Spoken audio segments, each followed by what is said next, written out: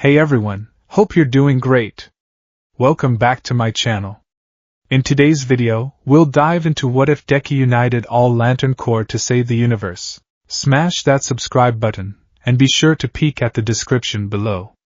Let's begin. The world was a screaming kaleidoscope of concrete and chaos. For Izuku Midoriya, now better known to the world as the hero Deku, this was just another Tuesday. The air in the newly rebuilt commercial district of Mizudafu was thick with the acrid stench of ozone and pulverized asphalt. Black whip tendrils, darker than shadow, shot from his arms, anchoring a groaning city bus that teetered precariously over the edge of a crater. Below, civilians scrambled for cover, their cries a frantic symphony that tugged at every fiber of his being. "Everyone, get back!"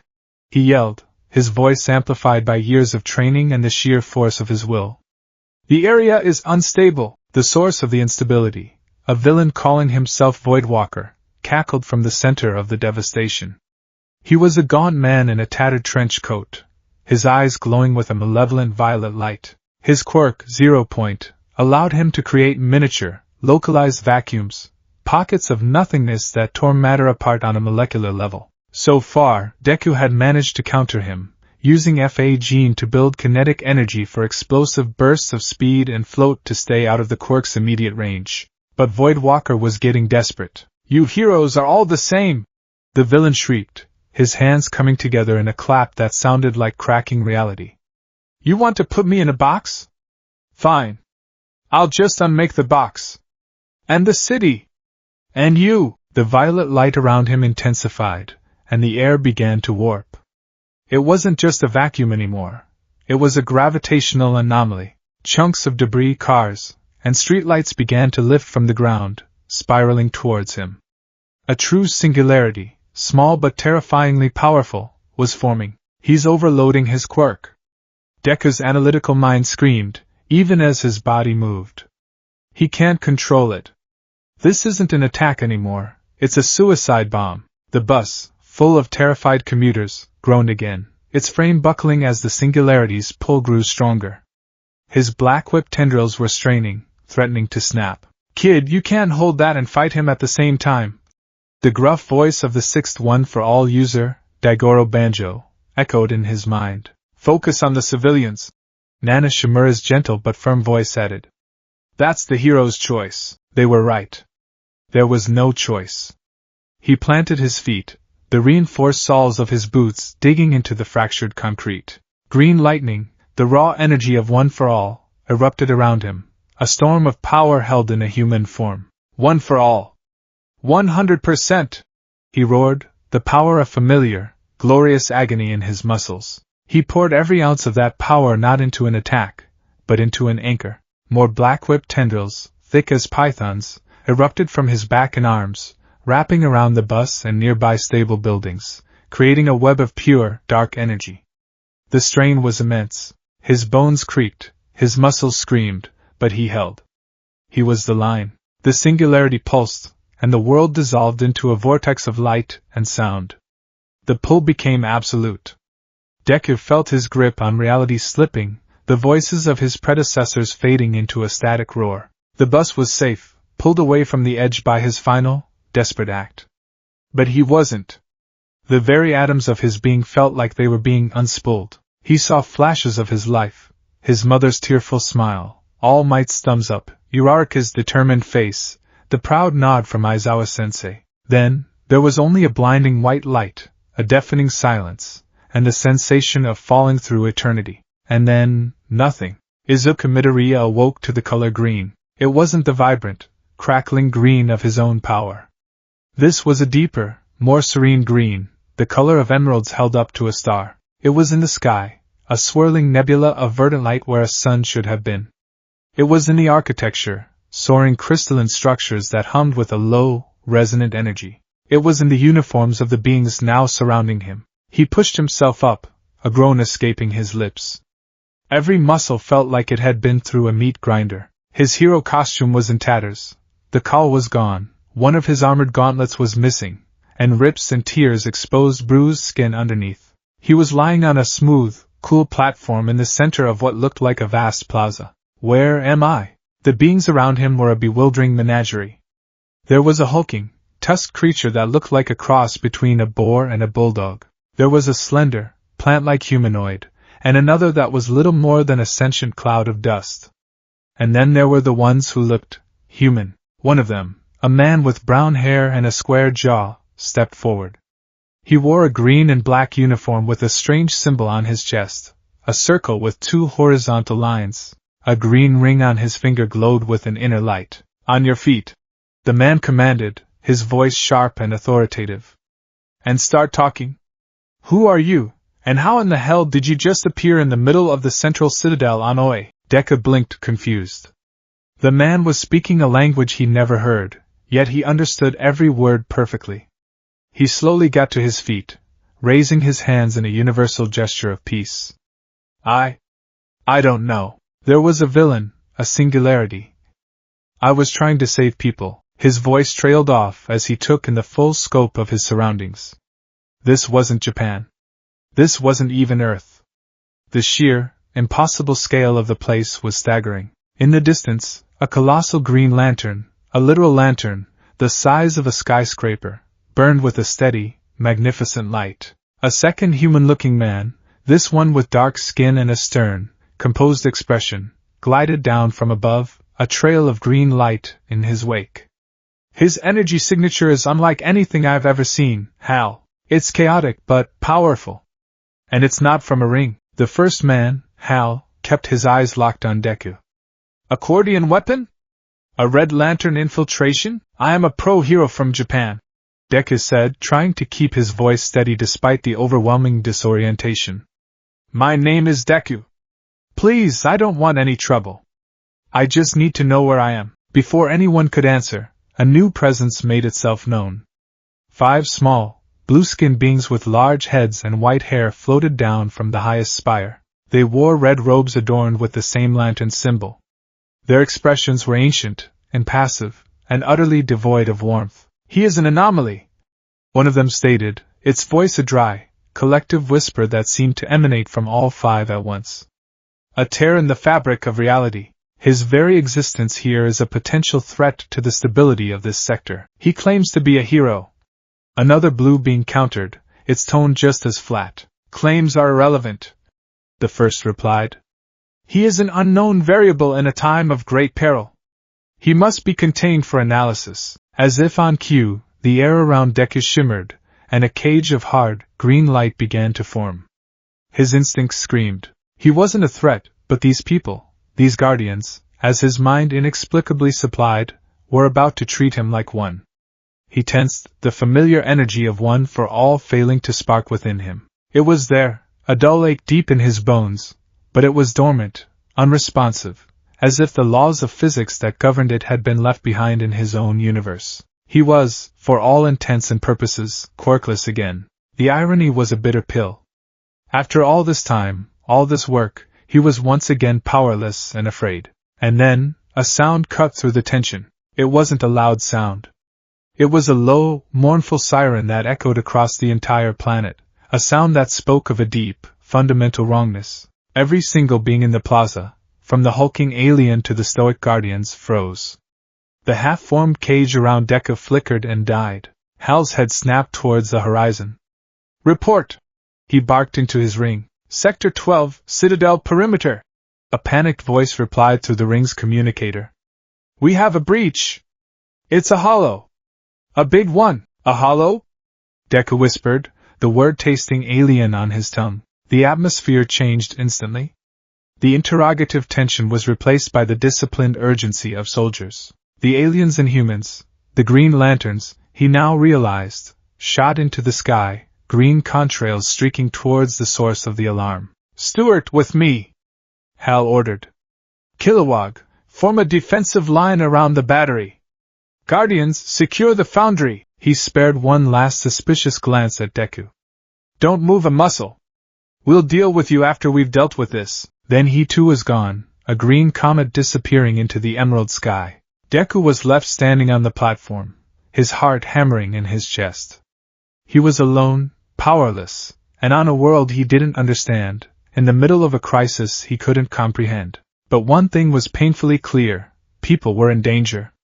And Izuku Midoriya had never been able to stand by and do nothing when people were in danger. He ran. He followed the direction the lanterns had flown, his battered boots slapping against the crystalline ground. He was fast, his body honed by years of brutal training, but he felt achingly slow without Ofa's lightning crackle to propel him. He rounded a massive spire and saw it.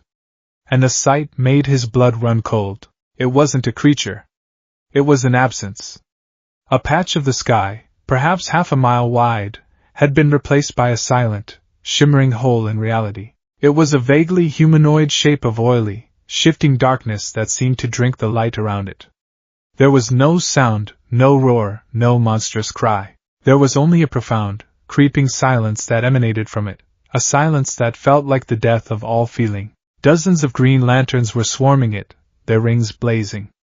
They threw up elaborate constructs of green light, fighter jets that fired emerald missiles, giant mechanical hands that tried to crush the void, massive walls that tried to contain it, and it was doing nothing. The hollow, as they'd called it, simply drifted forward. When a construct touched it, the green light didn't shatter, it unraveled. The light seemed to gray out, to curdle, and then dissipate into nothing, as if the very willpower that created it was being siphoned away. One lantern, a four-armed being with chitinous armor, created a complex Gatling gun and unleashed a torrent of energy bolts. The bolts flew into the hollow and vanished without a trace. The hollow drifted closer, and as it passed over the lantern, the vibrant green glow of his uniform and ring flickered, dimmed, and went out. The lantern let out a silent scream, his body going limp, and he plummeted from the sky. Deku's breath hitched. He saw it happen again and again. The lantern's greatest weapon, their light, was being devoured. Their expressions, once filled with determination, were now tinged with fear. This thing didn't just fight them, it fed on the very thing that made them strong. The fallen lantern landed with a sickening thud not 30 yards from where Deku stood hidden. The hollow, slow and inexorable, began to descend towards the downed soldier, and something inside Deku snapped. He didn't have a quirk. He didn't have a plan. He was injured, outmatched, and utterly out of his depth. It didn't matter. A person was in trouble. With a defiant yell that was pure instinct, he burst from behind the spire. He ran towards the fallen lantern, his mind racing, calculating, doing what it did best even when his body couldn't keep up. I can't fight it. But I can move him. I can draw its attention. I can buy time. Get away from him! He shouted, his voice raw. The inky blackness of the hollow turned its non-face towards him. He felt a chill that had nothing to do with temperature. It was a feeling of utter emptiness, a psychic void that threatened to swallow his own emotions. He felt his resolve waver, his heroic spirit, the core of his being, suddenly feeling small and fragile. It felt like hopelessness given form. He gritted his teeth, forcing the feeling down.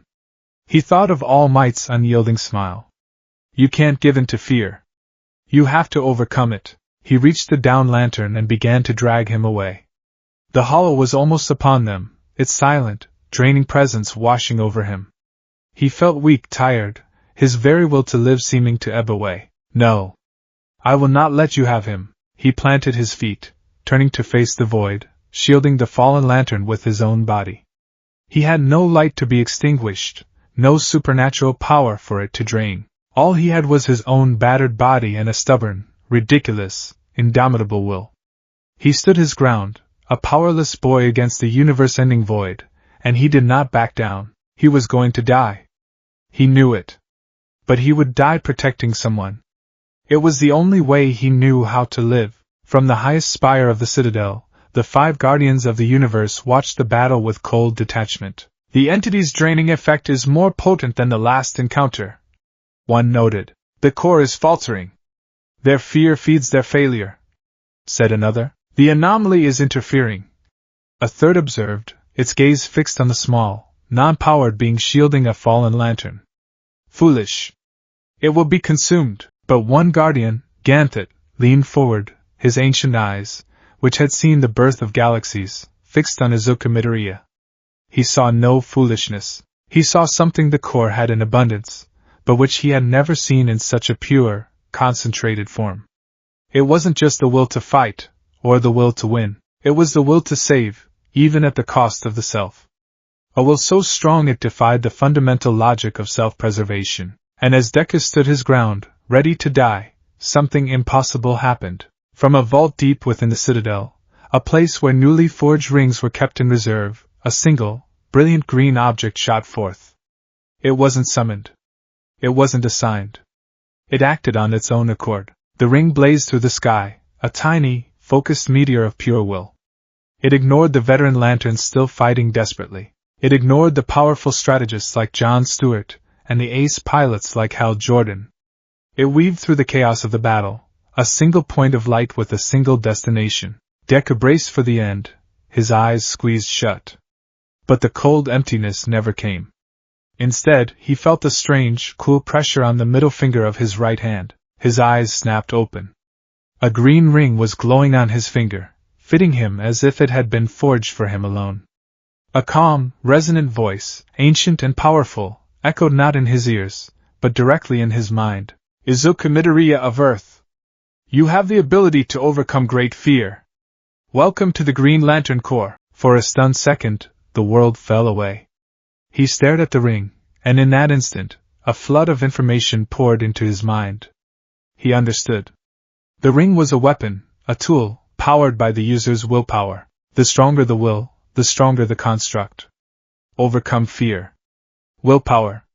Hero. The hollow was looming over him, its draining presence intensifying.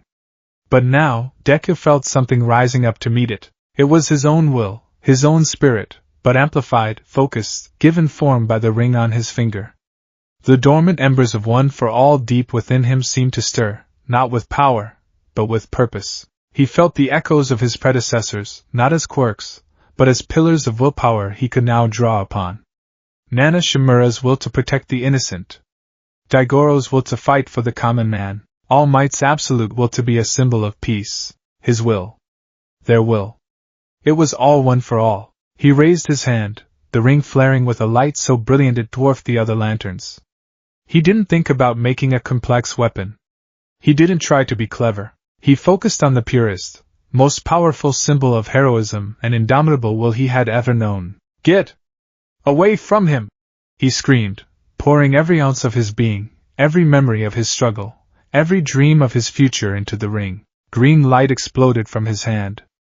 It took shape with impossible speed and detail. It formed knuckles the size of boulders, a thumb tucked in just right, the faint scarring of 1,000 battles etched into its surface. It was a perfect, colossal replica of All Might's fist, crackling not just with the green energy of the ring, but with faint, familiar sparks of OFA's bioelectricity. Hal Jordan, who had been rallying for another attack, stopped dead in the air.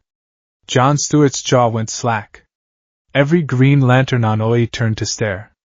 They saw a construct that was different. Theirs were tools, projections. This felt alive. It felt like it had weight. It felt like hope. The giant green fist rocketed forward, moving with the force of a full-power Delaware smash. Detroit smash! Deku roared, the name an instinct, a prayer. The construct slammed into the null hollow. There was no resistance. There was no struggle. The concentrated, burning will of a true hero, amplified by the legacy of 8 others, was the ultimate antithesis to the emotionless void. The hollow didn't just break or shatter. It was annihilated.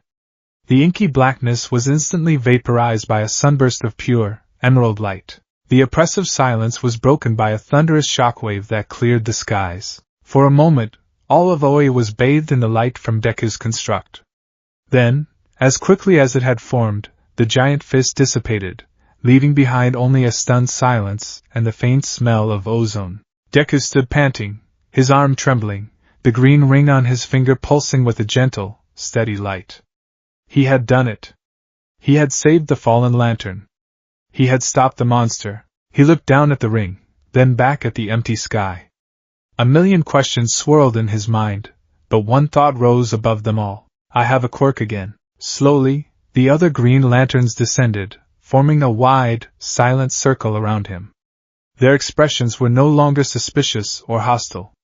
They were filled with utter, unadulterated awe. Hal Jordan landed softly, his mouth slightly agape, looking from Deku to the ring and back again. Finally, a figure floated down from the citadel. It was the guardian Ganthet. He stopped before Deku, his ancient face, for the first time, showing a crack in its impassive facade. It was an expression of profound wonder. For millennia, we have chosen those with the will to fight, Ganthet said, his voice soft but carrying across the plaza. But the ring has chosen one with the will to save. He looked at the boy, this strange, powerful anomaly from another reality. He saw the tattered costume of a warrior, but the eyes of a protector. The universe is in grave danger, Izuku Midoriya of Earth. Ganthet continued, a new light dawning in his old eyes. The null threatens to consume all emotion, all life. We have fought it with will, and we have failed. But perhaps, what born from a hero's heart is something new. He paused, his gaze seeming to pierce right through to Deku's very soul. Tell me, New Lantern, what is a hero? Deku, still catching his breath, looked at the fallen lantern now being tended to by medics, then at the ring on his finger, and finally met the guardian's gaze. The answer came to him as easily as breathing. It's someone, he said, his voice filled with a conviction that made the ring on his finger shine just a little bit brighter. Who saves people with a smile? The silence that followed the destruction of the Null Hollow was more profound than the creature's own void-like presence. It was a silence born of shock, of a reality recalibrated. On the Grand Plaza of Oe, hundreds of green lanterns, beings from 1,000 different worlds, floated in the emerald sky, their constructs dissipated, their attention fixed on one impossible point, the small, ragged boy from another world, whose first act as a lantern was to create a construct of such raw, overwhelming power it had defied all known limits. Izuku Midoriya stood panting, the adrenaline from the fight slowly giving way to a bone-deep exhaustion. The All Might fist had been an instinct, a desperate prayer answered by the ring, but the effort had felt like he'd just run a marathon and fought a war at the same time. The green ring on his finger pulsed with a steady, reassuring rhythm, like a second heartbeat. Hal Jordan was the first to land, his boots making a soft click on the crystalline platform. The usual cocky smirk was absent from his face, replaced by an expression of pure, unadulterated disbelief. He looked from Deku's trembling form to the empty sky where the monstrosity had been, and back again. What, in the name of the first lantern, was that? Hal asked, his voice a low whisper. Before Deku could even begin to formulate an answer he didn't have, he was surrounded. A massive, tusked alien who looked like a friendly yet intimidating boulder landed with a ground-shaking thud. Hoorah, Puzzer! The creature boomed, his voice like an avalanche. He clapped a hand the size of a manhole cover on Deku's shoulder, nearly sending him to his knees. That was the prettiest damn construct I've ever seen. Name's Kilowog. I trained the rookies. Looks like you just graduated. Deku winced, managing a weak smile. Thank you, Kilowog-san. The other lanterns murmured amongst themselves, their suspicion replaced by a mixture of awe and intense curiosity. But the moment was cut short as the 5 guardians descended once more, their impassive blue faces betraying nothing. All except for Ganthet. His ancient eyes were fixed on Deku, not with the cold analysis of his brethren, but with a dawning, world-changing realization. This changes the equation. One of the guardians stated flatly. The anomaly is now a weapon, said another. His emotional output is dangerously unstable, or, Ganthet interjected, his voice cutting through the others with a quiet authority. He is the answer to a question we have been too afraid to ask. He turned his full attention to the bewildered boy. Izuku Midoriya. Hal Jordan. With me. The rest of you, resume your duties. The threat is not over. The chamber was at the very apex of the citadel, a circular room with no discernible walls. Instead, it offered a 360-degree view of the cosmos, swirling nebulae, distant galaxies, and the steady, reassuring green glow of the central power battery far below. Deku sat in a chair of hard light that had materialized for him, feeling impossibly small under the gaze of the universe itself. Hal stood with his arms crossed, leaning against a non-existent wall, his skepticism having returned, albeit tempered with a new watchfulness. Ganthet floated in the center of the room. What I am about to tell you is known only to the Guardians. We have presented the Null as a mere destructive force, an anomaly from beyond the charted sectors. That is a lie of omission. The truth is far more terrifying. With a wave of his hand, the stars cape around them changed. A diagram of a familiar rainbow spectrum appeared, 7 colors burning brightly. This is the emotional spectrum, Ganthet explained, his voice echoing with the weight of eons. The source of our power. Will, fear, hope, rage, avarice, love, and compassion. Each is a fundamental force of life. In the beginning, there was only the white light of creation, which contained all emotions. When it was fractured, the universe as we know it, teeming with emotional, living beings, was born. He gestured again, and a black, amoebic shape began to creep in from the edge of the diagram, extinguishing the colors one by one. The null is the opposite. It is the antithesis. It is not an absence of matter, but an absence of emotion. The utter silence that existed before the first light. It does not want to conquer the universe. It wants to uncreate it, to return it to the state of perfect, silent non-existence it believes is proper. We have fought it with the green light of willpower, the most stable and centered of the emotions. But we are not winning. For every hollow we destroy, a dozen more appear. An entire star system, Vega, went dark just last week. The star chart shifted, showing a familiar cluster of stars. One section was now a patch of dead gray space.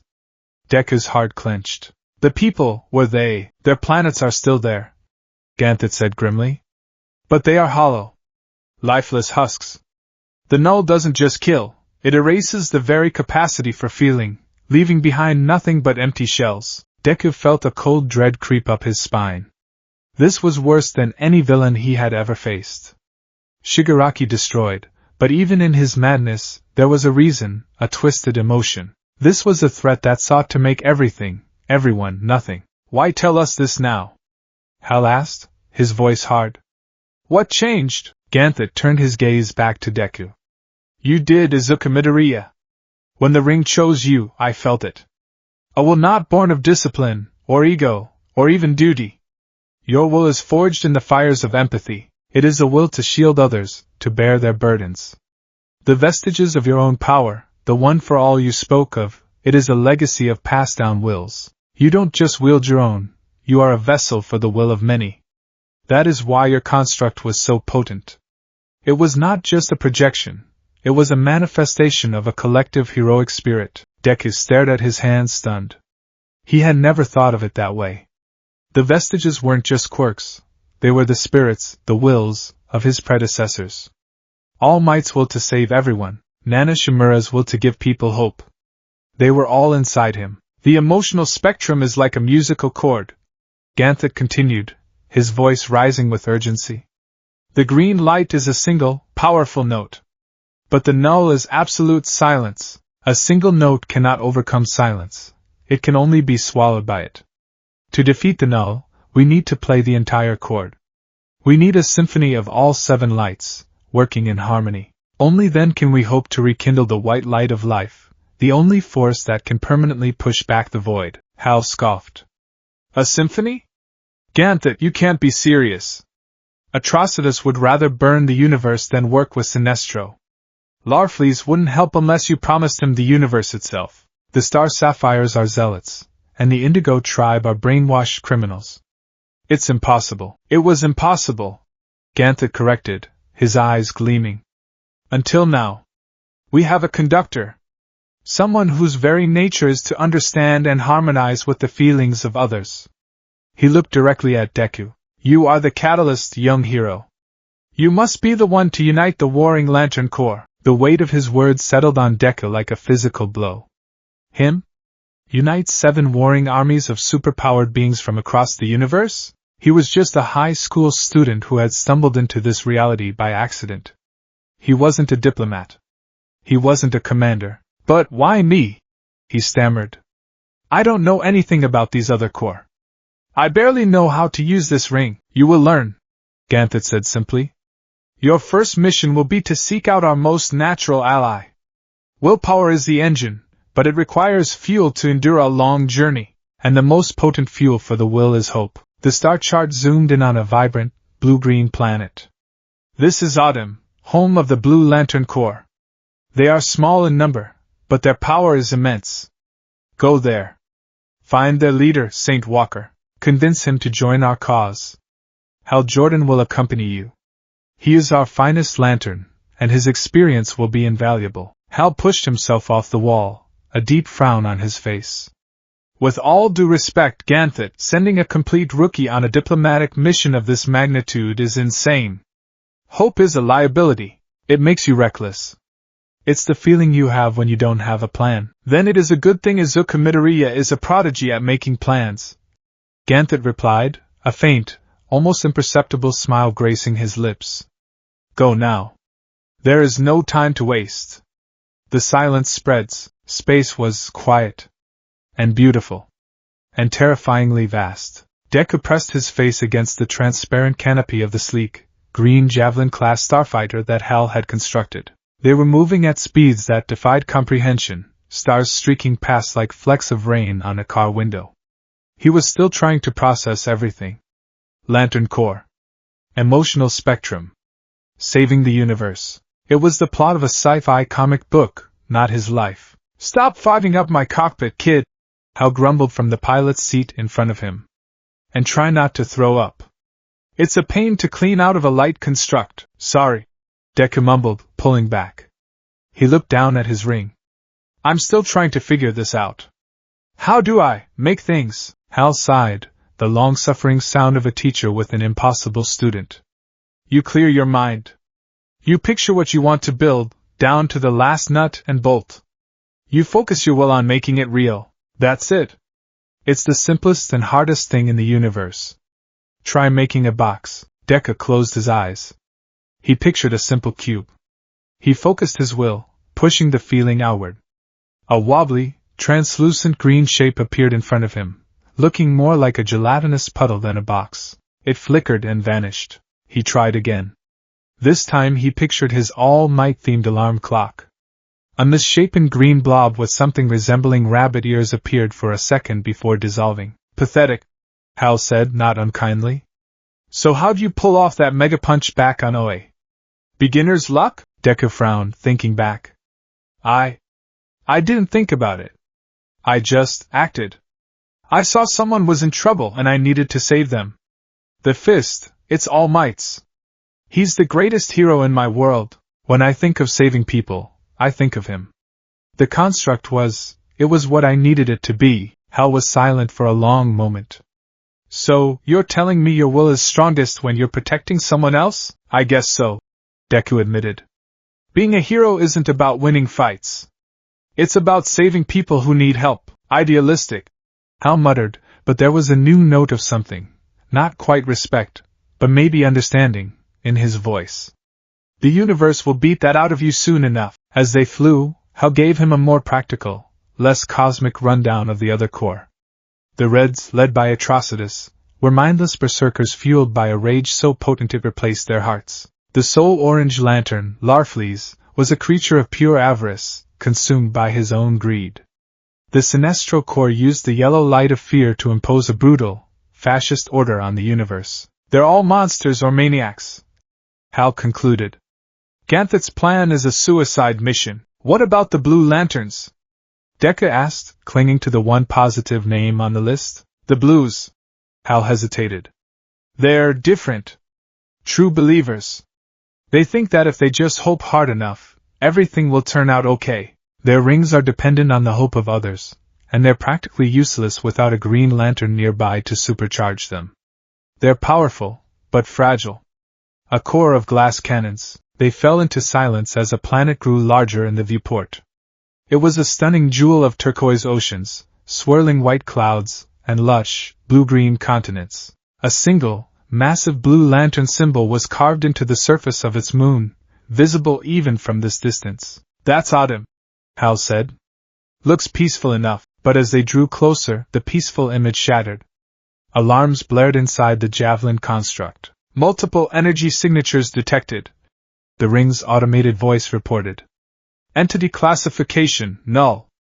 Threat level, critical. On the planet's sun-drenched side, a swarm of black, silent holes had descended from orbit. They weren't as large as the one that had attacked Oe, but there were dozens of them, a creeping plague of nothingness descending upon the tranquil world. Below them, tiny pinpricks of blue light fought back. The Blue Lanterns. But Hal had been right. Their light was faint, their constructs flickering and weak. They were like candles in a hurricane, holding on through sheer faith, but being steadily, surely extinguished. Damn it! Hal swore, his hands tightening on the controls. Ganthet sent us right into a firestorm. Kid, stay in the ship? I'll clear a path. No! Deku said, his voice sharp. He was already unbuckling himself. You said they needed a green lantern nearby? We're here. We have to help them. This isn't some street-level brawl, Deku! These things will eat you alive! People are in danger! Deku shot back, his eyes blazing with a familiar fire.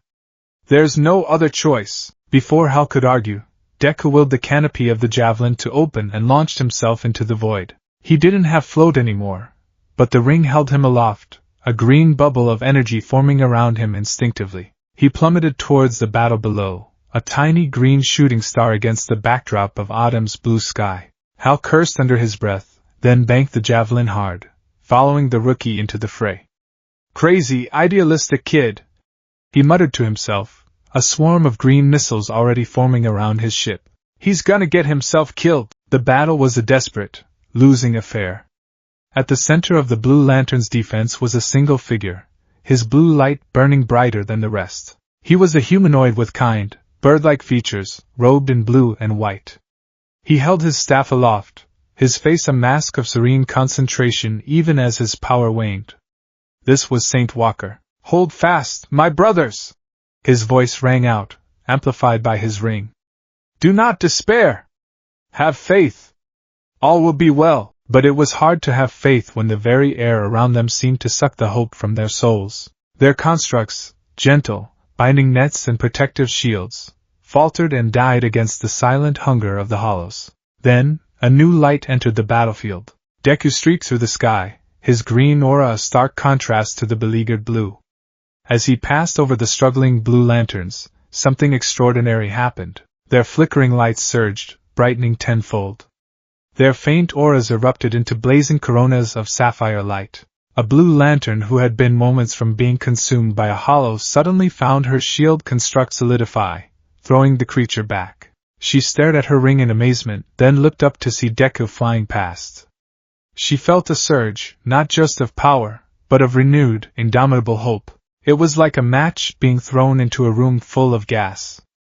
Deku's presence, his very will to save them, was the spark. The blue lanterns were the fuel.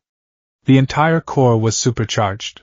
Deku landed beside Saint Walker, throwing up a hastily constructed, slightly lopsided green wall to block a descending hollow. Onizuka Midoriya! Ganthet sent me! Saint Walker turned to him, and the warmth and hope radiating from the man were almost staggering. There was no surprise in his eyes, only a deep, profound sense of relief. We know. We had hoped you would arrive. Welcome, Green Lantern. Your will gives our hope strength. As Hal's javelin unleashed a volley of missiles that tore through several hollows, the tide of the battle began to turn.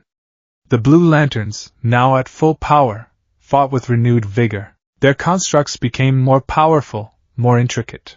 Deku, fighting alongside them, began to feel the synergy.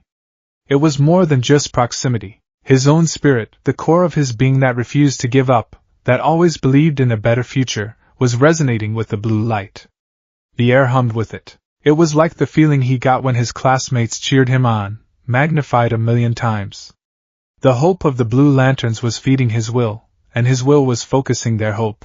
They are too many, Saint Walker said calmly, even as they were forced back by a trio of hollows. We can destroy their forms, but their essence, the emotional drain, remains. Deku looked at the battle, his mind going into its familiar analytical mode. They're right. We're fighting the symptoms, not the disease. The null feeds on emotion, but what if we give it an emotion it can't process? What if we fight the emptiness with fullness? Saint Walker! Deku yelled over the silent chaos. I have an idea! I'm going to make a shield, but I need your help. Trust me. He flew to the front line, planting his feet in the air. He held out his hands and focused. He didn't picture a simple wall. He pictured the indestructible shields of his friend, Eijiro Kirishima. He pictured the unwavering defense of every hero who had ever stood between a monster and a civilian. He poured all his will into creating the ultimate defense. A massive, transparent green shield shimmered into existence, blocking the advance of a dozen hollows. It was strong, but he could already feel the null's draining effect, the green light starting to waver at the edges. "Now!" he shouted. St. Walker flew up behind him, placing a hand on his shoulder. He closed his eyes and channeled his own power. "All will be well," he whispered, the words a mantra, a prayer, a fundamental truth of his being. A torrent of pure blue light flowed from St. Walker, not at the enemy, but into Deku's shield. The effect was instantaneous. The green construct did not just get stronger, it transformed. It became a crystalline, multifaceted dome, shimmering with an internal azure light. Where the hollows touched it, the shield didn't just block them, it actively repelled the nothingness. The gray, draining energy of the null seemed to recoil from the shield's surface as if burned, some of it even fizzling back into faint, nascent light. The shield wasn't just a barrier of will, it was now a bastion of hope, an absolute statement that emptiness could not, and would not, prevail. The other blue and green lanterns stared in awe. "It works!" Deku breathed, feeling the strain lessen. The combined power was stable, self-sustaining. "Hope gives will the strength to endure," St. Walker said, his voice filled with wonder. "And will gives hope the shape to act." He looked at Deku, a new understanding dawning in his eyes. "Now, Green Lantern, let us show them the light." Together, they pushed forward. Deku focused on his goal, protecting the people of Autumn, saving everyone. It was a pure, simple, heroic desire. St. Walker felt this purity and added his unshakable faith to it. Their combined energies swelled, begging for release. They didn't create a weapon of destruction. They created a symbol. A colossal, soaring bird of emerald and sapphire light erupted from their position. It was a phoenix of will and hope, its wingspan stretching for miles. It didn't fire beams or missiles. It let out a silent, psychic cry of pure, defiant optimism.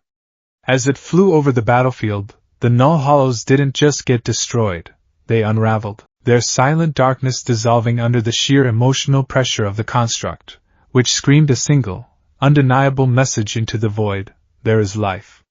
There is feeling. You have no place here. When the last hollow was gone, the phoenix circled the planet once in a triumphant arc before dissolving into a gentle shower of blue and green sparks that rained down on the cheering blue lanterns. The battle was over. They had won. Later, in a tranquil pavilion overlooking a serene blue ocean, St. Walker poured Deku a cup of a fragrant, calming tea. Hal stood nearby, watching the horizon, his arms crossed, though his rigid posture had softened considerably. "Your spirit is remarkable, Izuku Midoriya," St. Walker said, his voice filled with reverence. "I have felt hope from many beings across the galaxies, but yours is the foundational hope of a hero, the belief not just that things will be better, but that you must make them better. It is an active, powerful force." "I was just doing what anyone would do," Deku said, blushing slightly. "No," St. Walker said gently, shaking his head. "It is what a hero would do. My people have a prophecy. It speaks of a time when a great silence would threaten all life. It says that the silence would only be broken by a herald, a singularity who could feel the entire spectrum without being consumed by it, and who would unite the lights into a single song. It says this herald would arrive not from our stars, but from a tear in the sky." He looked at Deku, his gaze deep and meaningful. "You are that herald, Izuku Midoriya. You are the one we have been hoping for." Deku was speechless. A prophecy? A herald? It was too much. "I'm not. I'm just a kid trying to get home, perhaps," St. Walker conceded with a kind smile. "But your path home now lies through the heart of the storm. The Blue Lantern Corps will follow you. Our hope is now yours to command. We will be the first voice in your symphony." He stood and offered his hand. Deku, feeling the immense weight of this new responsibility, stood and shook it. The alliance had begun. Hal finally turned around, walking over to them. He looked at Deku, his expression unreadable for a moment. Then, he cracked a small, genuine smile. "Okay, kid," he said, clapping him on the shoulder, much more gently than Kilowog had. "I was wrong about you. You're not just a rookie. You're a natural." Deku's heart swelled with pride. Coming from Hal, that felt like the highest praise imaginable. So, Hal continued, turning to the two of them. We've got will and hope. What's next on Ganthet's crazy list? St. Walker's serene expression grew somber. He gestured towards a holographic star chart that shimmered into existence. If we are to build this alliance, we must find the emotional center, the light that binds all others. He pointed to a dark, remote sector of the galaxy, a place shrouded in purple nebulae. Knock, he said, his voice low. Home of the Indigo tribe. The light of compassion. Hal's face darkened. Compassion? Walker, those people are the worst sociopaths and murderers in the universe, forced into empathy by their rings. They're slaves, not soldiers. Indigo One won't listen to reason, then we will not use reason, St. Walker replied, his gaze shifting to Deku. We will use the one thing the Indigo tribe has been denied. Deku looked at the determined faces of his first two allies, the weight of their trust settling upon him. He knew this journey was only just beginning, and the next step would be infinitely more complex and dangerous than a simple battle. How do you reason with a monster? How do you ask a prisoner to be your ally? He didn't know. But looking out at the hopeful, blue sky of autumn, he knew he had to try. Okay, Deku said, his voice steady, his resolve hardening into a familiar, heroic certainty. What's the plan? The journey from the tranquil blue hope of autumn to the shrouded purple mystery of Nock was a descent into silence. The vibrant chatter and shared optimism that had followed their victory gave way to a heavy, apprehensive quiet within the cockpit of Hal's javelin construct. The star-streaked void outside began to change, the clear, sharp points of distant galaxies blurring into thick, ominous clouds of violet and indigo dust. They were entering a forgotten corner of the universe, a sector most navigators actively avoided. We're approaching Sector 1313, Hal announced, his voice a low grumble that did little to ease the tension. This whole region is a graveyard, dead systems, collapsed stars, a perfect place for the universe's bogeymen to hide. Deku sat in the co-pilot seat, his hands clasped tightly in his lap. He was trying to practice with his ring, attempting to create a simple, stable construct of his own armored glove. But his focus was shattered, the green light flickering and producing little more than a misshapen mitten before dissipating. His mind was too preoccupied with what Hal had told him about their destination. They're really criminals? Deku asked for the third time, the concept still refusing to settle comfortably in his heroic worldview. The worst of the worst, Hal confirmed, his eyes locked on the swirling nebula ahead. I'm talking serial murderers, genocidal warlords, sadists who got off on the suffering of others. The kind of scum who make Sinestro's thugs look like petty vandals. The Indigo tribe isn't a corps, it's a chain gang. Their rings and power staffs don't inspire compassion, they force it. They rewire their brains, making them feel the pain of every victim they ever had, 24/7. It's a fate worse than death. Deku felt a knot of ice form in his stomach. This wasn't heroism. It sounded like torture. But why? Who would do that? It was St. Walker, sitting serenely in the back of the construct, who answered. Their founder was the Green Lantern Abin Sur, Hal Jordan's predecessor. He discovered the power of the indigo light, and believed it could be a tool for rehabilitation. He sought out the most empathy-devoid being he could find to be the first member, the patient zero of his experiment. Indigo One, Hal finished grimly. Her real name is Irok. She was responsible for the death of Abin Sur's own daughter. He hunted her down, slapped a ring on her finger, and turned his daughter's murderer into a living saint of compassion. It's complicated. Complicated was an understatement. Deku's entire moral compass was spinning.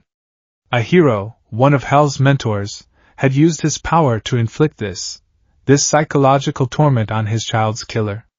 Was it justice? Was it revenge? Or was it something else entirely? He thought of the villains he'd faced. Overhaul, who saw people as disposable parts. Shigaraki, who wanted to destroy everything. Could they have been saved? Could they have been forced to feel the pain they caused? The thought was deeply unsettling. It felt like a violation, a perversion of the very idea of changing someone's heart. Abin Sur was a visionary, St. Walker countered gently. He believed that from the deepest darkness, the brightest light could be kindled. He saw not a punishment, but a difficult path to salvation. He saw it too, a walker.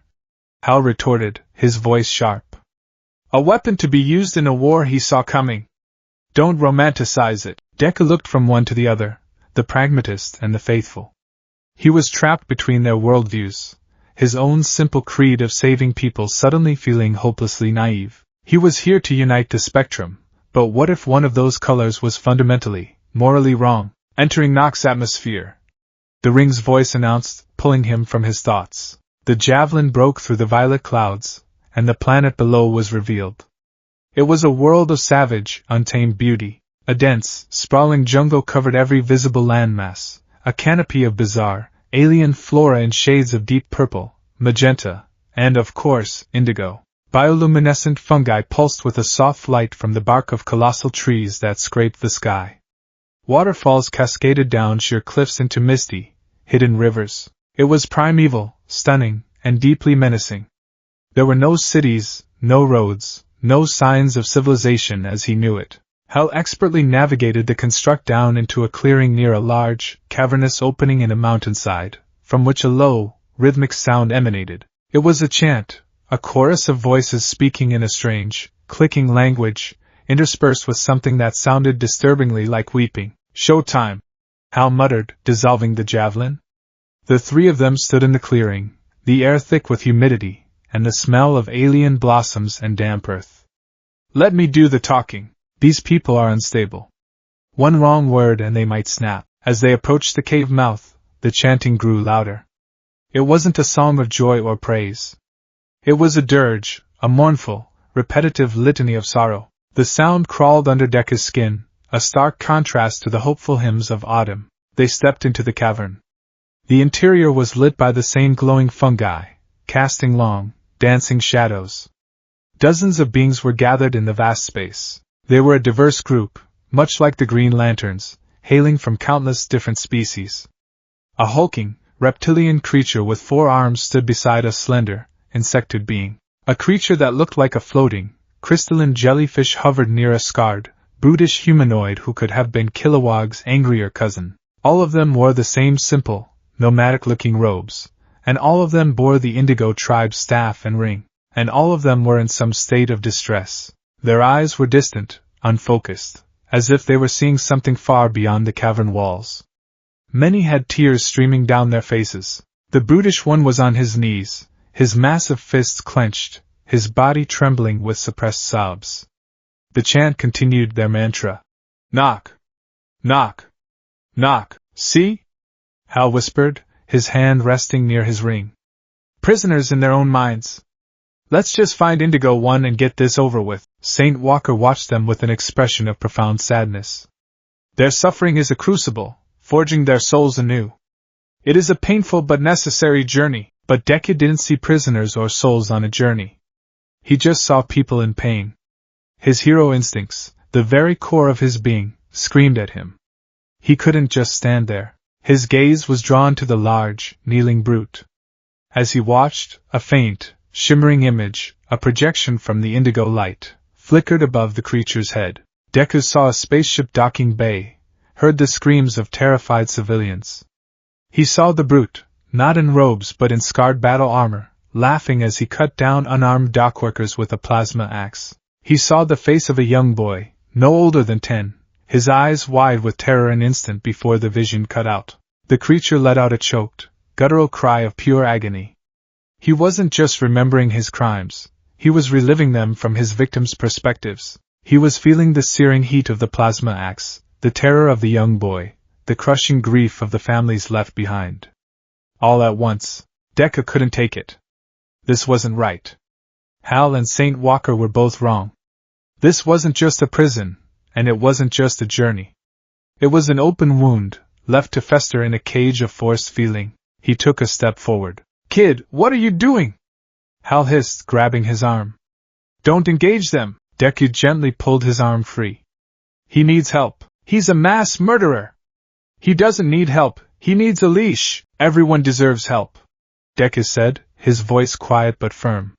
He walked slowly, cautiously, towards the weeping alien. The chanting faltered as several tribe members turned their vacant eyes towards him, their expressions unreadable. He stopped a few feet from the creature, who was now clutching his head, rocking back and forth.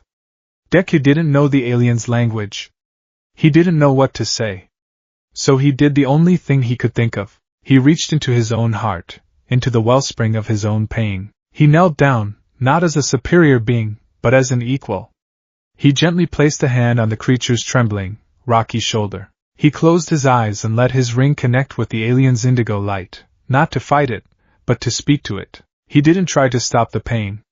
He didn't offer empty platitudes or false comfort. Instead, he offered a piece of himself. Through the ring, he shared a memory. A small, quirkless boy on a playground, on his knees, shielding another crying child from Bakugo and his friends. He shared the feeling of helplessness, the sting of the explosions, the burning shame, and the defiant, stupid refusal to run away. I know what it's like to be hurt. He shared another memory. Standing in the rain, watching his idol, All Might, tell him he couldn't be a hero. The soul-crushing despair, the feeling of his entire world collapsing. I know what it's like to lose hope. He shared the horror of watching Sir Night-Eye die, the agonizing feeling of being unable to do anything to save the man who had seen his own death and faced it with courage, the crushing weight of a hero's failure. I know what it feels like to lose someone. He wasn't trying to equate his own suffering with the torment the creature was enduring.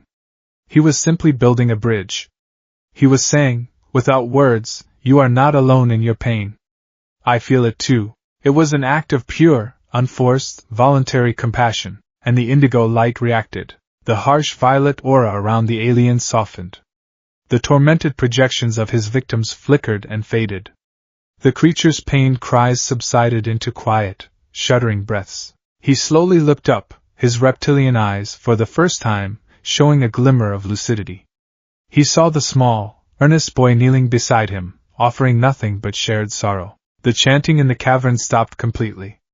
100 pairs of eyes were now fixed on Deku, a ripple of awareness spreading through the congregation of the damned. The very air in the cavern seemed to hold its breath. A new presence made itself known. A figure emerged from the deeper shadows of the cave, moving with a silent, fluid grace. She was a slender woman with dark skin and stark white markings on her face and body. She was barefoot, carrying a long, elegant staff topped with the indigo lantern symbol. Her eyes, ancient and knowing, were fixed on Deku. This was Indigo One. She stopped before him, her expression unreadable. She spoke, and her voice was not the melodic click of her tribe, but a smooth, clear tone, translated instantly by his ring. You are not like the others who wear the green, she said, her gaze intense. You do not see a monster. You do not see a tool. What do you see? Deku stood up, facing her, but he did not remove his hand from the alien's shoulder. I see someone who is hurting. Indigo One tilted her head, a flicker of something, curiosity? Surprise, in her eyes. She bypassed Hal and St. Walker completely, as if they were nothing more than scenery. Her focus was entirely on Deku. The pain is the point, she stated flatly. It is the only path to redemption for those who have none. Redemption isn't a path you can be forced to walk, Deku countered, his voice gaining strength. It has to be a choice. This isn't a choice. It's a cage made of sorrow. For a long moment, Indigo One simply stared at him. The cavern was so quiet he could hear the drip of water from a stalactite. Then, she raised her staff. Hal, look out! Hal shouted, his own ring flaring to life. But Indigo One wasn't aiming at him. She pointed the tip of her staff at Deku's forehead. A beam of soft, purple light shot out, enveloping him. It wasn't an attack. It was an invitation. You speak of pain so easily. Indigo One's voice echoed in his mind, no longer needing translation. Let us see if you can truly comprehend it. The world dissolved. He was no longer in a cavern on Nock. He was everywhere and nowhere at once. He was standing on a crystalline world as its people looked to the sky in terror, feeling the cold, draining presence of a null hollow descend. He felt their love for their families curdle into fear, and then into a gray, empty nothingness. He felt the memories of their children's laughter, their partner's touch, their favorite song, all being systematically erased, leaving behind only a hollow echo. Then he was on a dozen other worlds, 100, 1,000, all at once.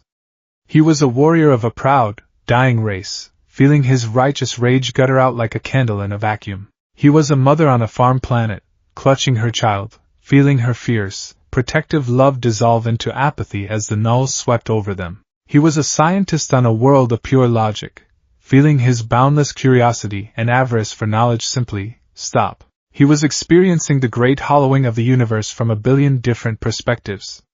It was an ocean of loss, a tsunami of fading emotions, a symphony of souls going silent. It was a pain so vast, so absolute, it would have shattered the mind of the strongest being. It was designed to break him, to prove that his small, personal pains were insignificant compared to the suffering of the cosmos. He felt his own mind begin to fray, his own memories threatening to dissolve into the tidal wave of oblivion.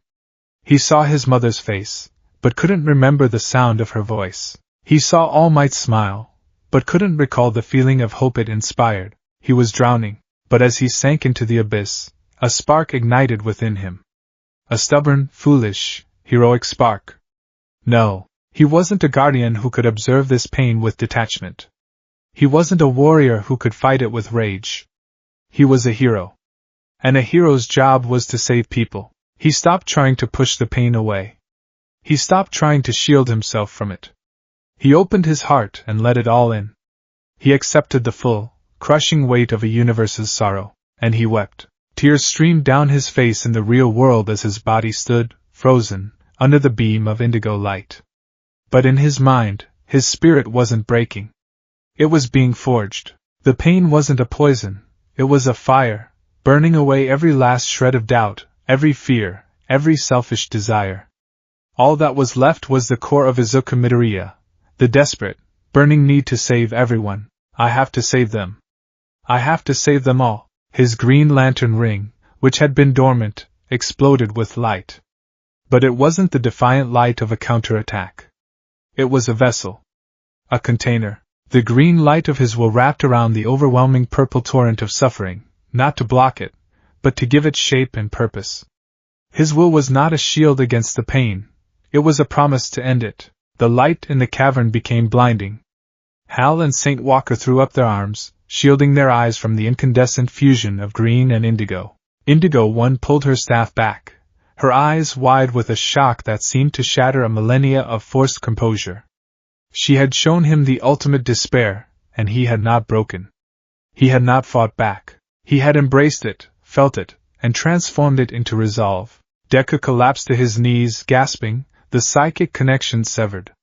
The tears on his face were real, tracking paths through the grime and dust of his travels. But his eyes, when he looked up at her, were not filled with trauma or fear. They were burning with the unwavering fire of a hero who had just found his true cause. I see. Indigo One whispered, her voice trembling slightly. Alban sir, he was right. She took a deep breath, composing herself. She looked at her tribe, who were all staring, their expressions a mixture of confusion and nascent awareness. I was heroic, she said, her voice now ringing with a clarity that commanded the attention of everyone present. And I was a monster. I brought pain and death to the innocent, and I felt nothing. Alban Sir of the Green Lantern Corps found me. He did not kill me. He made me feel. He believed that true compassion, the most powerful light of all, could be born from true understanding of pain. She turned her gaze back to Deku. He foresaw a great darkness, a silent void that would threaten all life. He called it the blackest night. He knew that willpower alone could not defeat it. He knew the lights of the spectrum would need to unite. For that, he created this tribe. He gave us these rings to force us onto the path. But he knew it was not the destination. She walked over to Deku and extended a hand, helping him to his feet. We feel the pain of our pasts, she said, her voice softening. We are trapped in an endless cycle of remorse. It has kept us from causing more harm, but it has not shown us how to do good. It is a penance, not a redemption. You have shown us another way. You took the pain of the universe into yourself, and it did not make you a prisoner. It made you a protector. She looked out at her tribe, her voice swelling with a new, genuine emotion that went beyond the ring's influence. It was the stirrings of hope. This boy is the cause we have lacked. He is the purpose beyond our pain. To follow him is not to escape our past, but to atone for it, to use the suffering we know so well to shield the universe, so that no one else must ever feel it again. That is true compassion. That is true redemption. She raised her staff high in the air, its indigo light blazing. The indigo tribe has wandered in the dark, guided only by the ghosts of our sins. Now we will walk into the light, guided by a hero. We will join this alliance. A murmur went through the tribe. Then, one by one, they began to raise their own staffs. The brutish alien Deku had comforted was the first, his eyes clear and fixed on Deku with a look of fierce, tearful loyalty. The cavern was filled with the light of 100 indigo suns, and for the first time, it was not the cold light of punishment, but the warm, brilliant glow of purpose. The symphony had just gained its most complex, most sorrowful, and perhaps its most powerful instrument. The criminals, the murderers, the saints of forced compassion, had found their cause, and his name was Deku. The departure from Nock was a stark contrast to their arrival. A small contingent of the Indigo tribe, led by Indigo One herself, now accompanied them. They moved with a newfound purpose, their vacant, haunted expressions replaced by a quiet, somber resolve. They were still prisoners of their pasts, but now they carried their burdens not as a crushing weight, but as a reason to fight. Deku traveled beside them, a strange sense of kinship having formed in the depths of shared cosmic pain. He had earned not just their alliance, but their profound, almost reverential respect. Their next destination painted the star's cape in hues of brilliant, passionate violet. As they exited the grim nebula of Sector 1313, the universe ahead of them seemed to sing with a new, vibrant energy. Crystalline structures, like massive, naturally formed amethysts, drifted through the void, catching the light of a distant pink sun. Approaching Sector 1417, the star Sapphire Sector, Hal announced from the cockpit of his expanded javelin construct, which now comfortably housed their new allies. His voice was laced with a familiar tension, but this time it was different. It wasn't the wary caution he'd had for the Indigo tribe. This was more personal, more complicated. Strap in. Zamarin can be a little overwhelming. Overwhelming? Deku asked, looking out at a planet that was growing in the viewport. It was a breathtaking sight, a world that seemed to be carved from a single, flawless violet gem. Rings of crystalline asteroids orbited it, and the entire planet pulsed with a soft, internal light.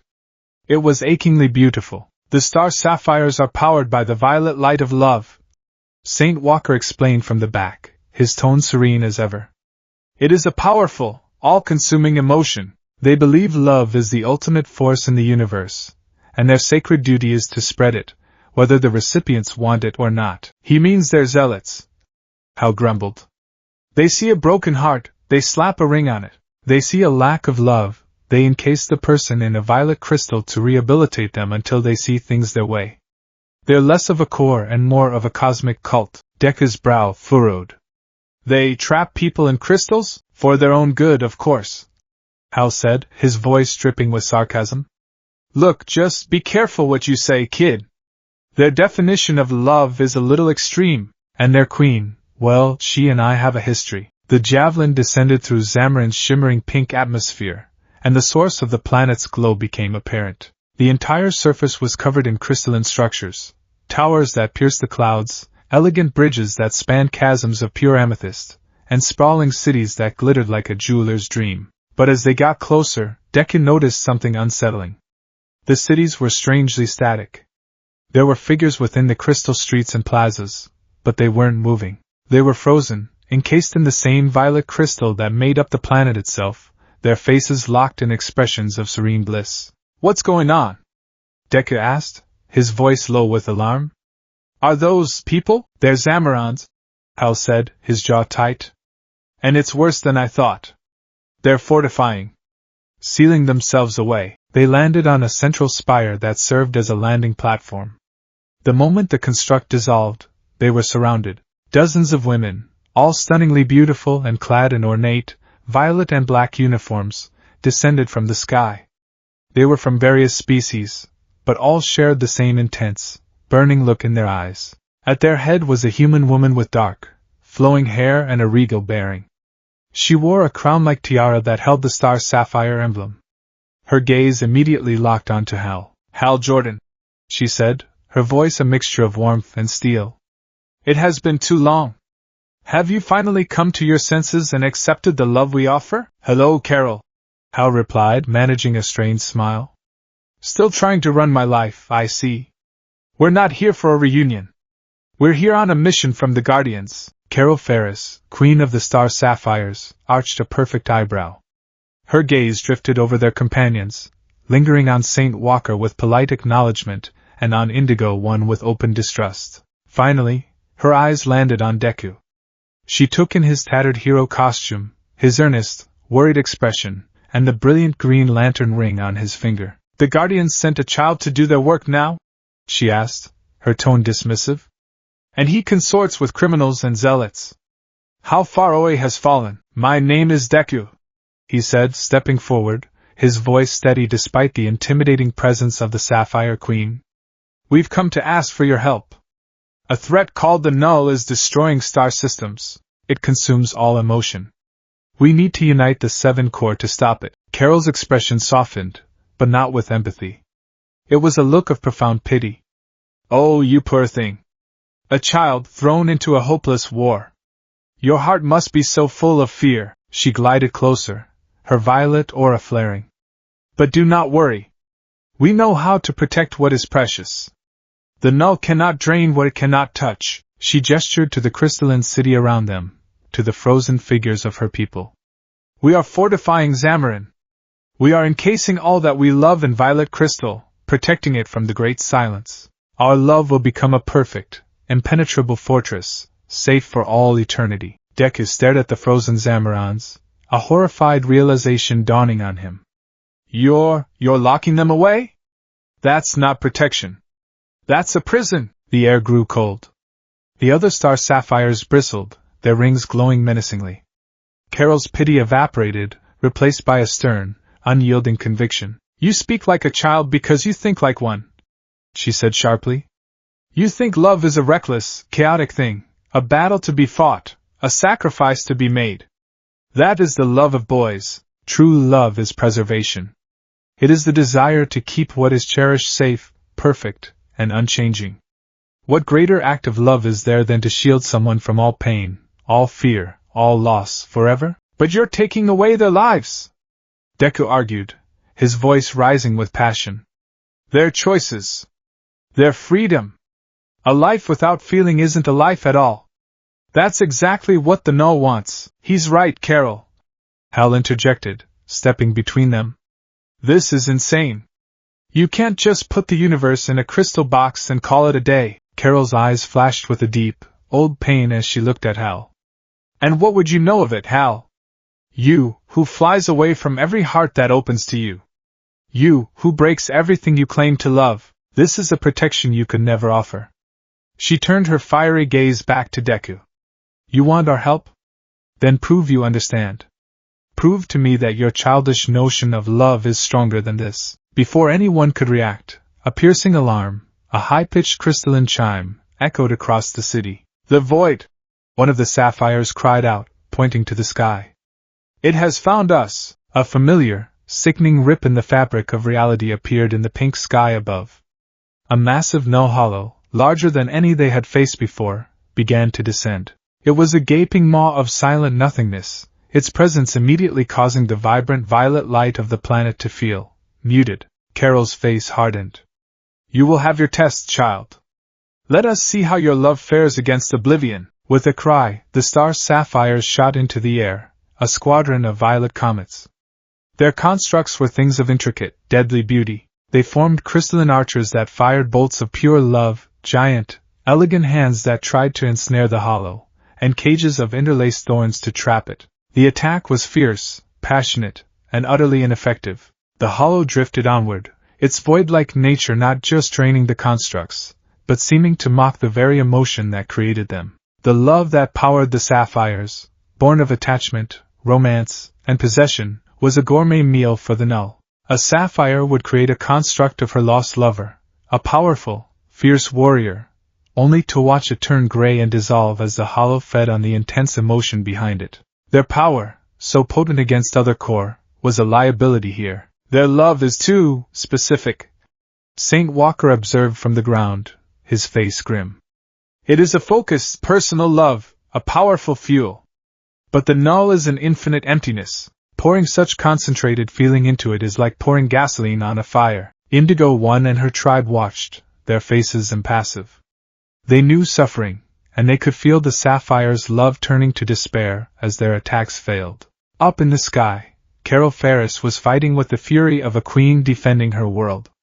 She created a massive, detailed construct of Hal himself, a pilot and a starfighter, unleashing a torrent of violet energy. For a moment, it held the hollow back.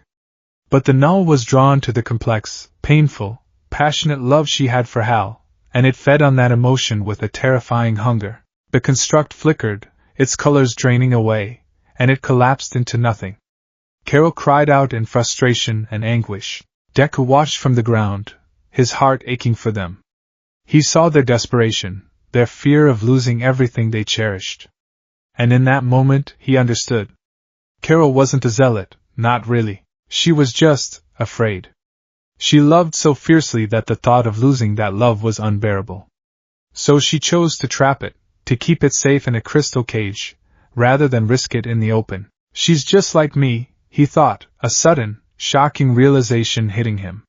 When I first got One for All, I was so afraid of hurting people, of not being able to control it. I broke my own bones, trapped my own power in a cage of fear, because I didn't know how else to protect people. He looked at his own hands, then at his ring.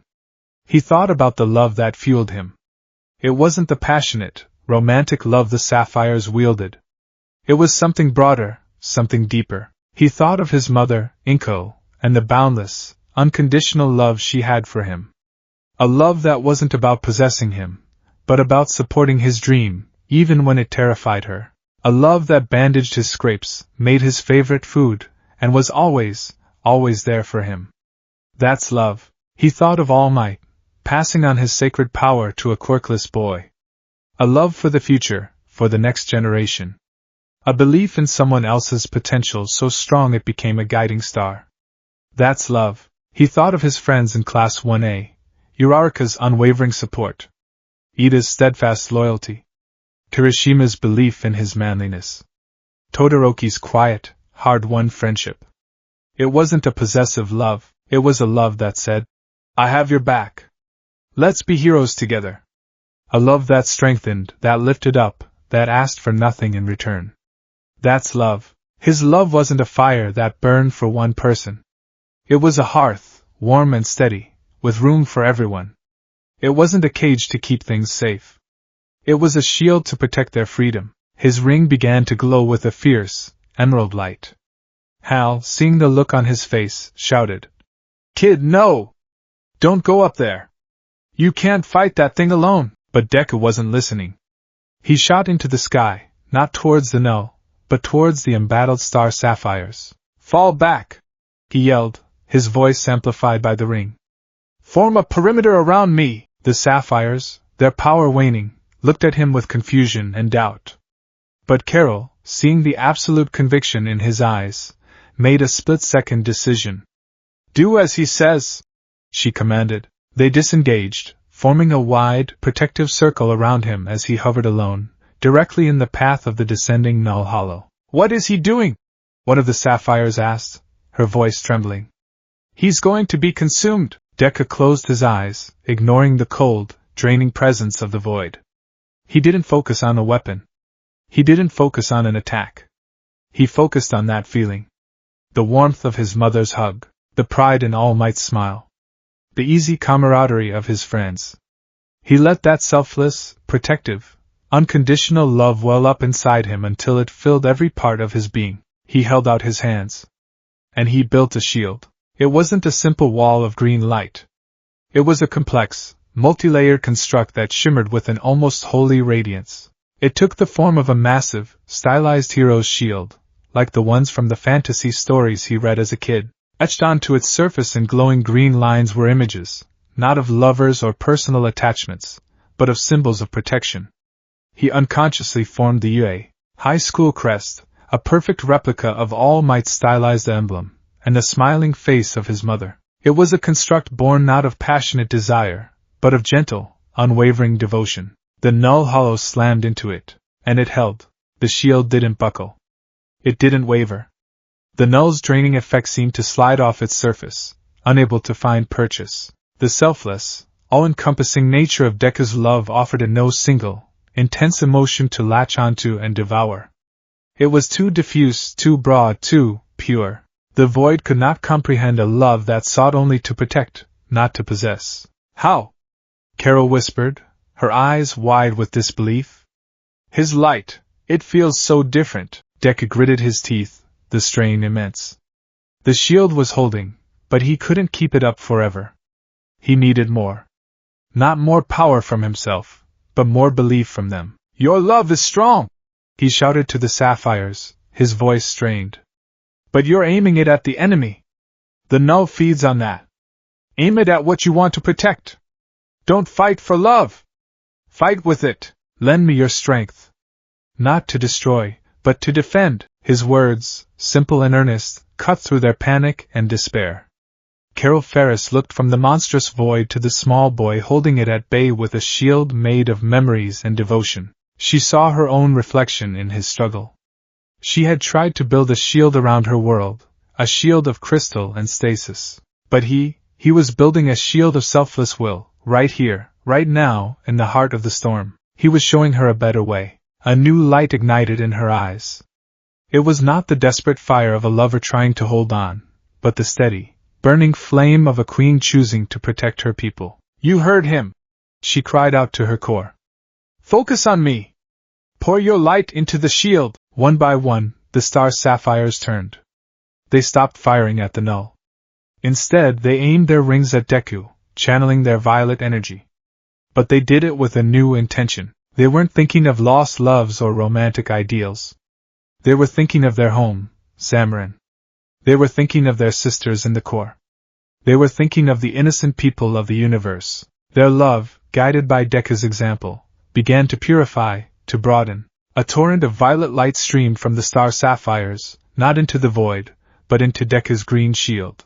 The effect was spectacular. The green shield erupted with violet fire. The two lights did not just mix, they fused. The construct expanded, growing into a massive dome of shimmering, interwoven green and violet energy that began to push the null hollow back. The images on the shield's surface changed, now showing the symbols of the sapphires alongside Deku's own.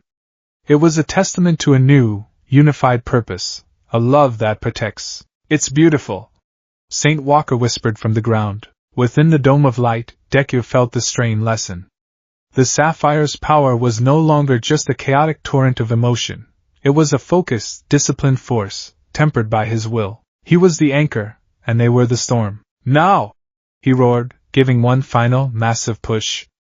Together! The shield pulsed, unleashing a wave of pure, protective energy. It was not an attack. It was a statement. A declaration of sanctuary. The wave washed over the null hollow, and the creature of emptiness recoiled as if from a sacred flame. The very concept of selfless protection was so alien, so antithetical to its nature, that it could not process it. The hollow destabilized, its form wavering, and with a final, silent implosion, it vanished, leaving the pink sky of Zamarin clean and calm once more. Silence reigned for a long moment. Then, the star sapphires let out a triumphant, unified cheer. They flew to Deku, their faces alight with gratitude and a newfound understanding. Deku, exhausted but exhilarated, let the shield dissolve.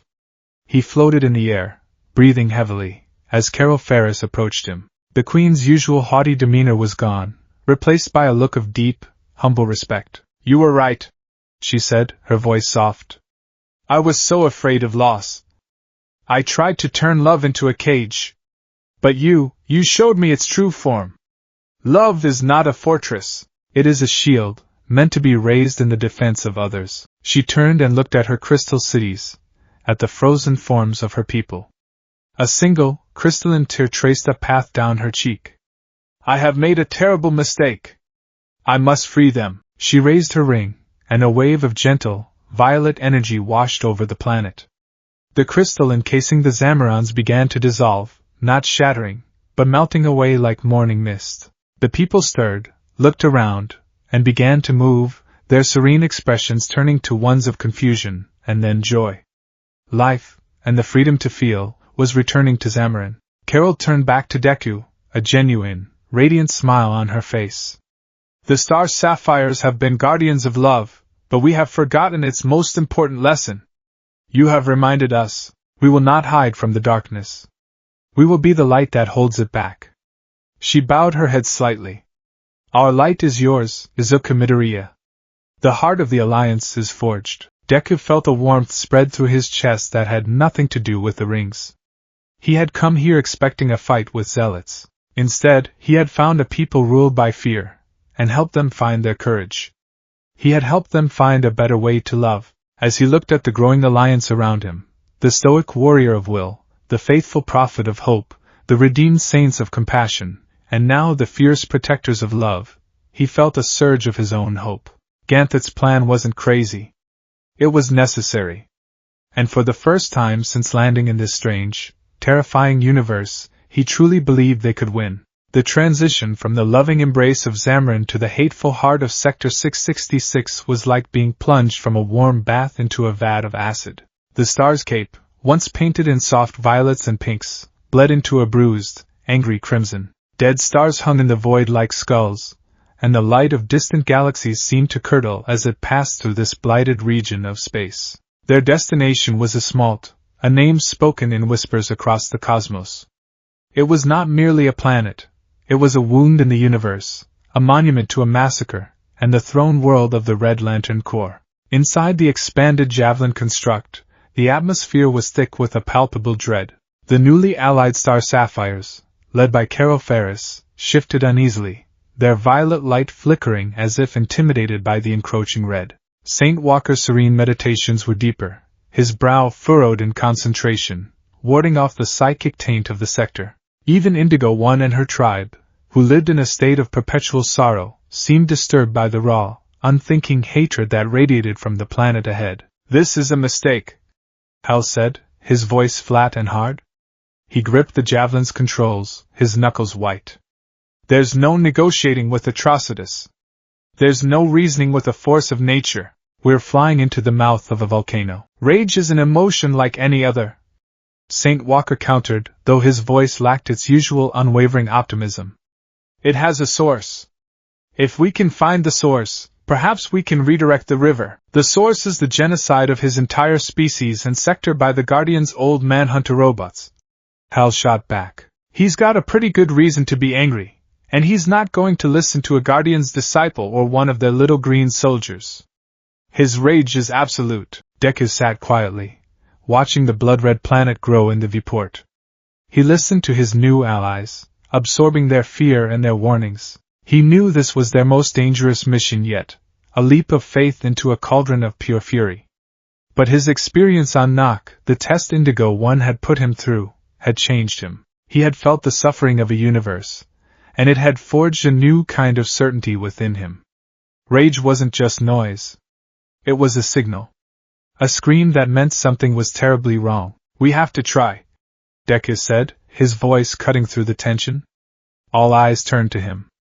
We can't build a symphony with a missing note, no matter how loud or discordant it is. If the null is silence, then we need every sound we can get. Hal looked at him in the reflection of the canopy, a flicker of grudging respect in his eyes.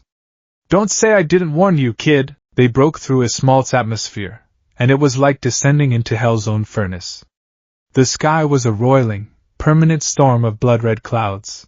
The ground was a cracked, black wasteland, stained with what looked like rust and dried gore. Jagged mountains clawed at the sky, and in the center of the largest continent lay a vast, steaming body of liquid, the Blood Lake, the source of the Red Lantern's power. It was not a place of life. It was a place of endless, screaming death. All around the lake, figures were gathered. The Red Lanterns. They weren't a corps, they were a pack. Feral, hunched, their bodies twisted by the raw power of their rings. They snarled and clawed at the ground, their only communication the guttural roars of mindless fury. And on a throne of jagged rock overlooking the lake sat their master. Atrocitus was a mountain of muscle and righteous hatred. His massive form was scarred and brutal, but his eyes held an ancient, intelligent fury that set him apart from his rabid followers. As the green javelin descended, he rose to his full, terrifying height, and let out a roar that shook the very foundations of the planet. It was not a simple sound. It was a psychic shockwave of pure, undiluted rage that slammed into the javelin and everyone inside it. "Green lanterns!" His voice boomed, translated by their rings but losing none of its venom. "You dare bring the color of your failure and betrayal to the site of your greatest crime! You will burn for your arrogance!" The moment the javelin landed, the pack attacked. There was no warning, no charge. One moment there was a 100-yard gap, the next they were swarmed. A wave of red, screaming bodies crashed against the construct. The Red Lanterns didn't use intricate weapons, they were the weapons. Their rage manifested as claws, fangs, and jets of burning, corrosive blood vomit that ate through the javelin's hull. "Shields are buckling!" Hal yelled, his face grim. "Everyone out, now! Form a defensive perimeter!" The javelin dissolved, and Deku's alliance found themselves in a maelstrom. It was a chaotic, desperate battle. Hal and his veteran skill were a whirlwind of green light, creating walls and battering rams. Carol and her sapphires formed crystalline barriers, but their love-fueled constructs seemed to provoke the Reds into an even greater frenzy. Saint Walker and the Blues projected an aura of calm, a bubble of hope in a sea of hate, but it was like trying to hold back a tsunami with a prayer. The Indigo tribe fought with a detached, sorrowful efficiency, their staffs parrying blows and redirecting attacks, their compassion a strange, cold counterpoint to the hot fury of their enemies. But they were losing. The rage was more than just a physical assault, it was a contagion. Deku could feel it seeping into his mind, a hot, angry buzz that whispered of his own frustrations. He saw flashes of Bakugo's sneering face, of Shigaraki's destructive glee, of Overhaul's cold cruelty. The red light wanted him to hate, to let go, to burn it all down. He saw one of the star sapphires scream as a red lantern tore through her shield, her love momentarily overwhelmed by terror and rage. Hal was being forced back, his constructs shattering under the relentless, mindless assault. This wasn't a battle they could win. It was an unwinnable war of attrition against an enemy that never tired. At the center of it all, Atrocitus watched, his arms crossed. He did not join the fight. He was the conductor of this orchestra of violence, and he was savoring the performance. Deku knew what he had to do. It was the most insane, counterintuitive plan he had ever conceived, and it would either save them or get him killed in the most horrific way imaginable. "Everyone, stop fighting!" he yelled, his voice nearly lost in the cacophony. "Are you crazy, kid?" Hal shouted back, blocking a spray of rage plasma. "They'll tear us apart, just trust me," Deku pleaded. "Fall back. Protect the others, but don't attack. Form a circle around me." He didn't wait for an answer. Deactivating all his offensive constructs, he flew straight through the chaotic front line, directly towards Atrocitus. The Red Lanterns, seeing a lone, undefended target, converged on him with hungry snarls. Deku held up his hands not to fight, but to shield. A simple, sturdy green dome formed around him. He didn't push back. He didn't retaliate. He just endured. Claws of red energy scraped and screeched against his shield. Fists hammered on it. The corrosive plasma washed over it, making the green light sizzle. The psychic assault was immense, a deafening chorus of pure hatred screaming in his mind. But Deku held. He gritted his teeth, sweat pouring down his face, and focused on one thing, a memory of himself as a small, quirkless child, shielding another crying kid on the playground. He had been powerless then, too. All he could do was stand his ground and take the hits. His will had been forged in moments just like this. Atrocitus watched the bizarre display, a flicker of curiosity piercing his rage. "What is this, Green Lantern? A new form of cowardice? It's not cowardice!" Deku grunted, the shield groaning under the strain. "It's listening." He closed his eyes, and a second light began to glow from within his green shield, the soft, empathetic light of Indigo. He had spent the journey from Nock learning from Indigo 1, understanding how to channel her light not as a weapon, but as a bridge. Now, he was going to attempt the impossible. He was going to build a bridge into the heart of the universe's rage. He projected the Indigo light, not as a beam, but as a wave of feeling. He didn't try to calm Atrocitus. He didn't try to suppress his anger. He reached out with a single, clear, unspoken message. I understand. He let the rage in, but filtered it through the lens of compassion. And then, he shared his own pain. A cascade of images, of feelings, flowed from Deku to Atrocitus. The hulking Red Lantern stumbled back, clutching his head, as he was suddenly flooded with alien memories. He felt the crushing helplessness of a small, quirkless boy being told his dreams were impossible.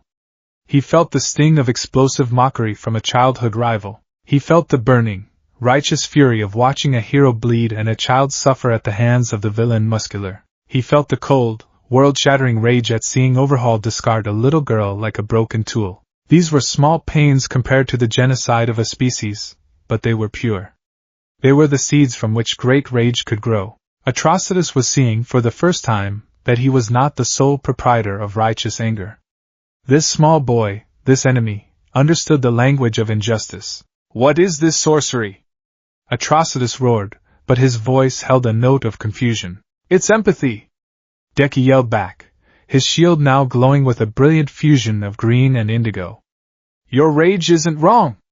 It's the most honest emotion in the universe. It's a scream that says this should not be. Deku pushed the connection further, now using his own will to receive, to listen. He let Atrocitus's agony wash over him. He saw the sky of Sector 666 turn to fire and ash. He saw the cold, unfeeling metal faces of the manhunters as they vaporized cities. He felt the heart-stopping terror of watching a family, a wife, a child, erased from existence. He felt a grief so profound it could do nothing but curdle into an all-consuming, eternal fire of hatred. Deku wept. Real tears streamed from his eyes, his shield flickering as his concentration was broken by the sheer, overwhelming pain. But in that moment of shared suffering, the connection solidified. Atrocitus saw the boy's tears. He felt the genuine echo of his own loss within this stranger's heart. The mindless Red Lanterns attacking Deku's shield faltered, their rage dimming slightly as their master's own focus wavered. You feel my pain, Atrocitus whispered, the words a discovery. You do not judge it. You do not fear it. I honor it, Deku said, his voice thick with emotion. The universe should never forget what happened to your people. But there is a new injustice. A greater crime. With the last of his strength, Deku projected one final vision into Atrocitus's mind. He showed him the world consumed by the null from Indigo One's test. He showed him the gray, silent husk of a planet. He showed him the empty faces of its people, their capacity for emotion erased. There was no screaming. There was no fire. There was no rage. There was nothing. This is the null. Deku's voice echoed in Atrocitus's mind. It is an enemy that doesn't kill. It erases. It will take your rage, your pain, your memory, and it will unmake it. Your vengeance will be silenced. The memory of your people will be reduced to a silent, gray nothing. Is that the justice they deserve? To be forgotten? The argument struck Atrocitus like a physical blow. His entire existence was a monument to his loss, a scream of remembrance. The idea of that scream being silenced was the ultimate desecration. I have a better target for your rage, Atrocitus, Deku said, finally letting his shield fall as the Red Lantern stumbled back from him, confused. He stood before the Lord of Rage, vulnerable and exhausted, but his eyes burned with conviction. Don't fight for a past that is gone. Fight for a universe that still feels. Your rage is a fire. Right now, it's a wildfire, burning everything it touches. But it could be a forge. It could be a weapon. Help me aim it. Help me point it at the absolute injustice that is the null. Let your rage be the righteous fire that scours the silence from the universe. Let your vengeance be a shield for everyone else. The Lord of Asmalt was silent. He looked at the boy, then at his own hands, then at the blood lake. He had spent millennia stewing in his own hatred, focused only on the Guardians. This boy had offered him not peace, not forgiveness, but a better war. A more meaningful vengeance. A rage with a purpose. For the first time in eons, a feeling other than pure rage flickered in Atrocitus's heart. It was a cold, clear moment of absolute clarity. He threw his head back and let out a roar that was different from all the others. It was not mindless fury. It was a declaration. A promise. A blood oath. The entire planet seemed to tremble with the force of his conviction. His pack of red lanterns stopped their assault, turning to their master. They felt the change in him, the new focus, and their own chaotic rage began to coalesce around his. Atrocitus turned his burning gaze upon his stunned allies. "The Red Lantern Corps has a new enemy," he bellowed, his voice a promise of untold violence. "We will have our vengeance on the Silence. We will burn the gray from the stars. We will fight." He then locked eyes with Deku, a terrifying, bloody grin spreading across his face. "You have given my rage a name, little hero. Now show me where to point it." The Alliance had just gained its most dangerous, its most unstable, and its most fearsome warriors. The symphony now had its roaring, brutal percussion, and the universe would tremble at the sound.